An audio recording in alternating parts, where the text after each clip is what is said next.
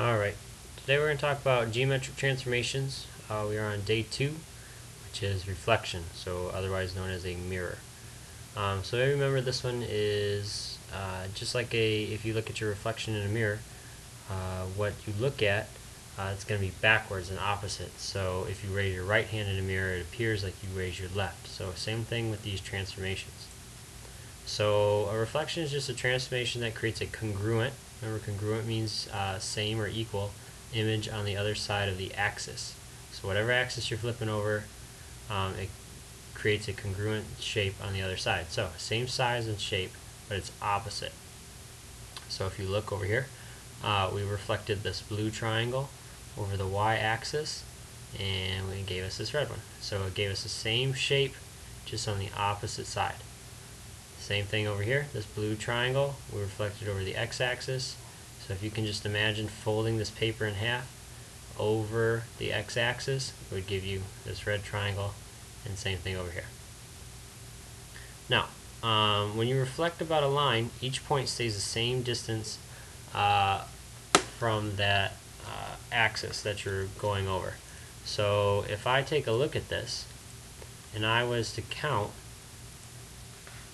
how far away, like let's say this first one is, we have, you count, so since you're going over the y-axis, you're going to count how far away each point is from the y-axis. So we are 1 away. So since I'm going 1 away, this would be how far away it is. So over here, I'm counting 1, 2, 3, 4, 5 spots away from the axis. So that means I need to go 1, 2, 3, 4, 5 spots away there. Okay, same thing up here. So you're going 1, 2, 3 spots away from the spot you want, or the axis you want to go over. So count over the same amount. 1, 2, 3. Alright? So that's all you're doing. So again, count how far away you are from the axis. 1. So that means this one's 1. Same thing right here. 1. So that means this one's 1 away. And finally the one up here is 1, 2, 3, 4, 5 away. So that means this one has to be 5 away as well. 1, 2, 3, 4, 5. So that's all you're doing. So when you have your original shape, you just count how far away it is from the axis that you're reflecting over, and just do the same thing on the other side. So if I have this, and I want to reflect about the y-axis, okay, all I need to do is count how far away it is, each point is, from the axis, and flip it over. Alright, so let's go ahead and do that. So if I was to count how far away this is, the C is 1 away, so that means I should be 1 away right here. So I should have a point right here. Now remember, whenever we move something, we have to make it a prime, because you can't call it C again, because C is right here. So now you have to keep that same letter, so C, and we put that prime symbol there. Alright, let's look at the B. The B is 1, 2, 3, 4 away. So that means this is 1, 2, 3, 4 away. So that means we're going to have one right here. And again, we label that B prime. And this one is 1, 2, 3 away. So this means this one is 1, 2, 3 away. So this would be your A prime. Right? So there you go. So again, C prime, B prime, A prime, and there's your shape connected. Alright, so next you need to plot these points to figure out what the ordered pairs are. So if I start at A, and I'm starting at the origin, that went 1, 2, 3 over to the right, so that's a positive 3, and 1, 2, 3, 4 up, so positive 4. Okay, so you're going to count all those, and you would get A prime is 3, 4, B prime 4, negative 1, and C prime 1, negative 4. Now, we can make a motion rule for this. So all this says is when I'm reflecting about the y-axis, I have my ordered pair x and y as it goes to, so that's what this symbol means, as it goes to. So when you reflect about the y-axis, you take the opposite of x and keep y the same. So if you look over here, my original a was negative 3, 4, so if I took the opposite of x, I would get 3, and the y value stayed the same. Same thing here. So the opposite of negative 4, 4. Y value stays the same. Opposite of negative 1, 1. And the y value stayed the same. So when you're reflecting over the y-axis, the y's stay the same, and the x is just the opposite. Alright, so now same thing you're doing here. So if I'm going to reflect over the x-axis, that means I'm going to count to the x's. So 1, 1, I'm going to be right here. 1, 2, 1, 2, right there. 1, 2, 1, 2, right there. And 1, 2, 3, 4, 5.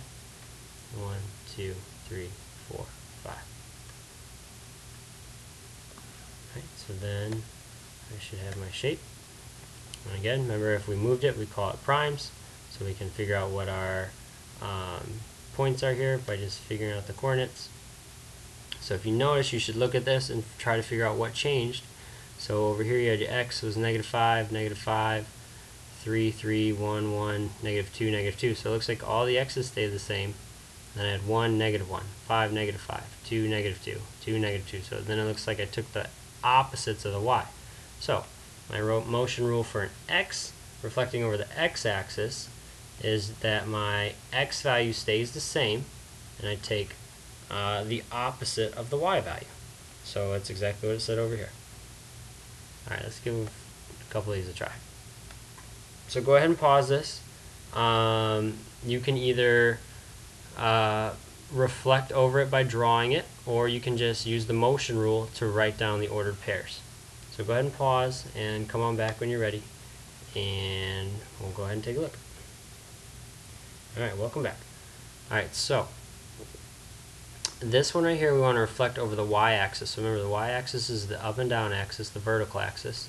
So D is 1 away, so that means I need to count here 1 away. Now remember, you can't say just D. Since I moved it, I have to call it D prime. So this is, then we'll go look at C. It's 1, 2, 3 away. So 1, 2, 3 away. There's C prime. Alright, B is 1, 2, 3. So B prime is going to be 1, 2, 3. And then B doesn't look very good.